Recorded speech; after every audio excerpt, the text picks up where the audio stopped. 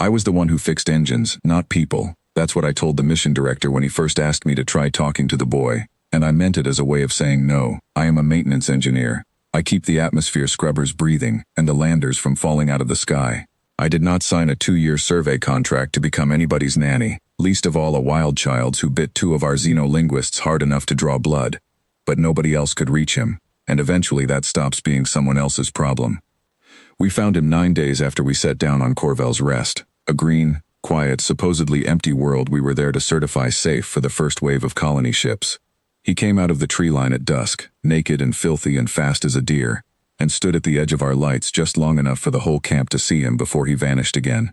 Director Absalom Rowe called it first contact with a feral human, some castaway's descendant maybe, though there was no record of any ship lost here. The science team called it the discovery of the decade.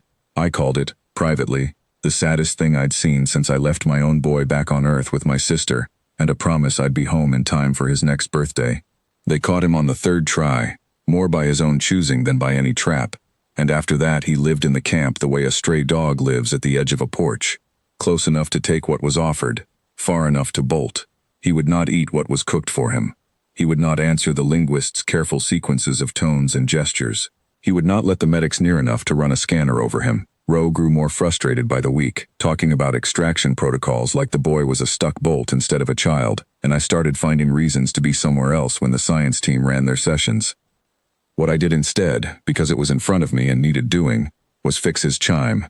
He'd had it with him the night we found him, a little tangle of hollow reeds and metal slivers strung on a cord, the kind of thing a child makes and a mother ties around his neck so she can hear where he's wandered. Somewhere in his running it had snapped, half the reeds gone, and he carried the broken half everywhere anyway, worrying it in his fist like a man worries a coin. One evening I saw him crouched by the supply shed turning it over and over, and I did the only thing that made sense to me. I sat down on the ground a good distance off, took out my kit, and started fixing the drone rotor I happened to be carrying, letting him watch.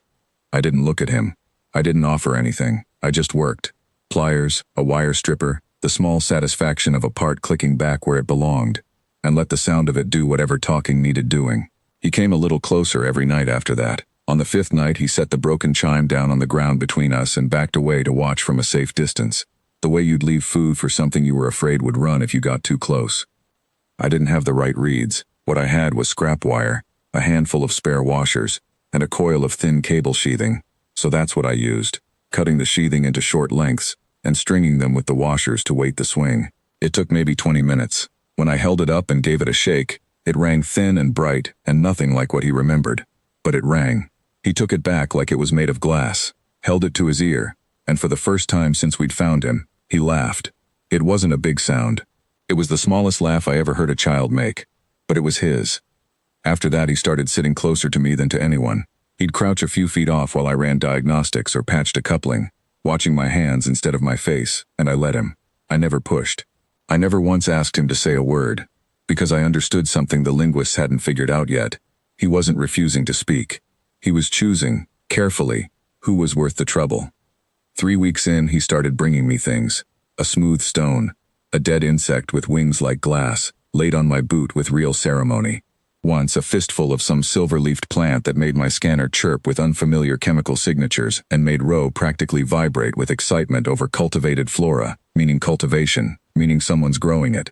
I didn't think about what that meant. I was thinking about the boy watching my face to see if I liked his gift. The night everything changed. I was under the number 2 water reclaimer with my arm in past the elbow, and I heard him settle down next to my boots the way he always did. I kept working. Somewhere in the last month it had stopped feeling strange to have a silent child as my shadow, and started feeling like something I would miss. "Broke," he said. I went very still, because I hadn't heard his voice before. Not once. Just breath and small animal sounds.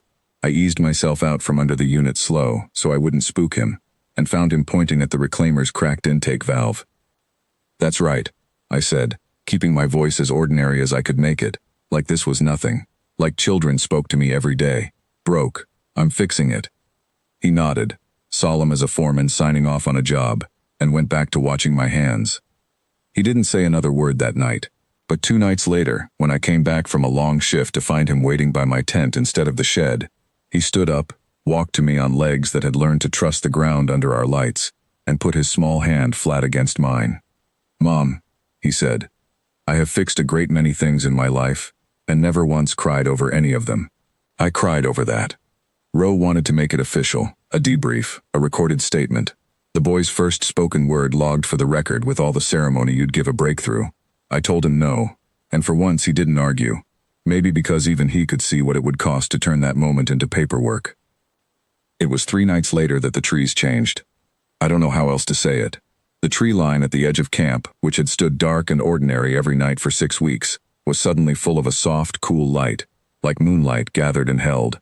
And out of it came people, tall, pale, quiet as the dusk they walked out of, moving like they'd been standing there watching us the entire time, which I understood later was exactly true.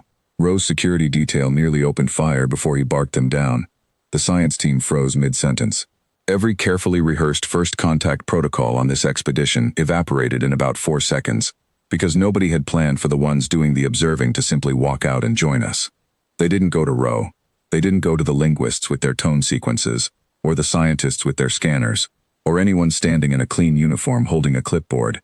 Their eldest, a woman with hair like spun frost and eyes the color of deep water, who I would later know as first warden of a people called the Senerai, who had raised the boy in secret after his own kind were lost to this world generations back, and had watched every visitor since to see who might be trusted with him, walked straight through the middle of the frozen camp to where I stood with grease on my hands and the boy's fingers wrapped around mine. She looked at our joined hands for a long moment, then she looked at me. "He chose you before we ever showed ourselves," she said. "We only came to see if you were worth choosing back." I didn't have a speech ready. I'm not a woman who gives speeches. I just held on to his hand and said the only thing that felt true. I already did. Ro tried, later, to insist the boy belonged to the mission, that he was a discovery, an asset, a diplomatic bridge to be managed and scheduled. The Senerai listened to him with a patience that had nothing warm in it, and then simply turned and looked at the boy, who had not once let go of my hand through the whole exchange, and let the silence answer for them. I never did make it home in time for my own son's birthday that year, but I called him from Corvell's Rest that night, grease still under my nails, and told him he had a little brother now, one who'd chosen me with nothing more than a broken chime and a single whispered word, and that some fixes, the ones that matter most, were never really about the tool in your hand at all.